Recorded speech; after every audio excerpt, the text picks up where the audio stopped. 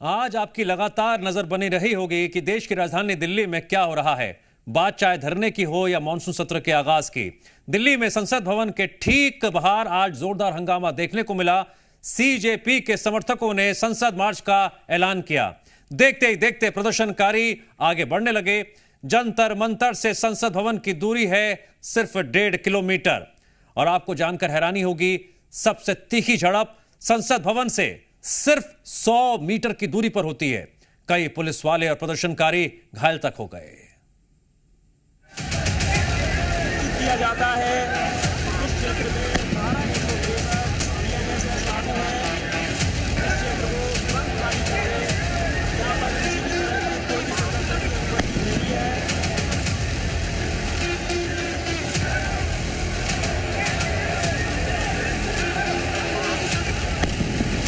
आप इस क्षेत्र को तुरंत खाली कर दें, वरना आपके खिलाफ कानूनी कार्रवाई की जाएगी।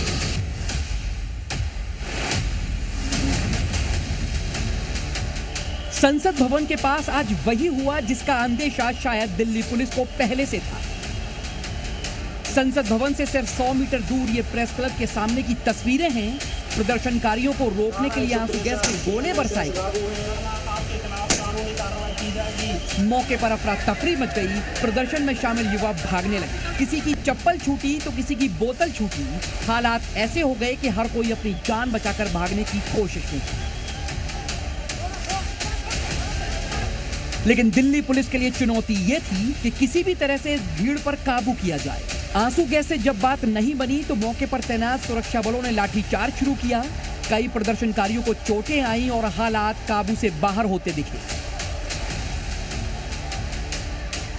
लाठीचार्ज और प्रदर्शन की इन तस्वीरों को जिसने भी देखा गुस्से से भर गया।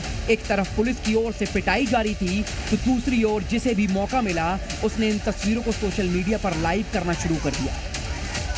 कॉकरोच जनता पार्टी के समर्थक न सिर्फ संसद भवन के करीब पहुंच गए बल्कि इन लोगों ने संसद में घुसने की कोशिश भी की। संसद की सुरक्षा बढ़ा दी गई और संसद भवन के मेन गेट को बंद करना पड़ा। पुलिस ने इंटरनेट तक बंद करा दिया ताकि किसी किस्म की अफवाह ना फैले। अंदर संसद सत्र चल रहा था और बाहर भारी हंगामा हो रहा था। यहाँ से एंट्री होती है, जहाँ से वीआईपी एंट्री, यहाँ तक पहुँच गए हैं और यहाँ पर घुसने की इनकी कोशिश है। हालांकि बैरिकेड लगाकर यहाँ कई दिल्ली पुलिस के वरिष्ठ अधिकारी हैं। ये बैरिकेड है और ये बैरिकेड अगर हट गया तो सीधे ये संसद का मार्ग है।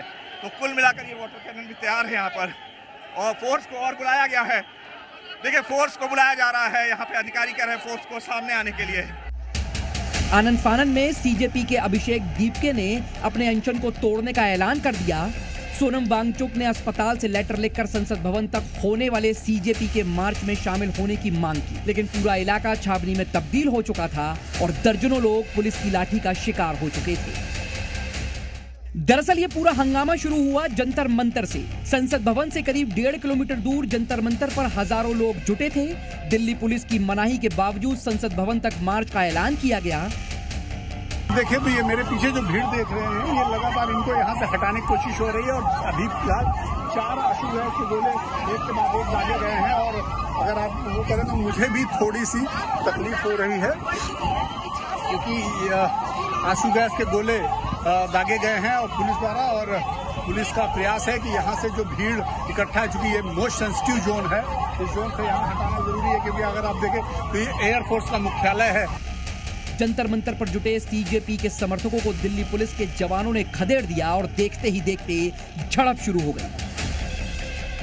पुलिस ने प्रदर्शनकारियों पर हल्का लाठीचार्ज भी किया।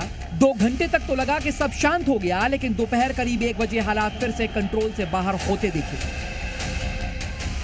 फिलहाल इलाके में शांति है, वो शांति जिसे दिल्ली पुलिस ने लाठी के दम पर कायम किया है। लेकिन इस ठहराव को कई सवालों का जवाब चाहिए। आखिर इतना बड़ा प्रदर्शन क्यों किया गया? मार्च से क्या मिला और इन्हें क्या चाहिए? आग में घी की तरह काम करने वाले विपक्ष के नेता अब क्या कर रहे हैं? इतने बड़े नुकसान की जिम्मेदारी कौन लेगा? क्या सिर्फ मार्च के लिए ये सब हो रहा था? ब्यूरो रिपोर्ट, जी मीडिया।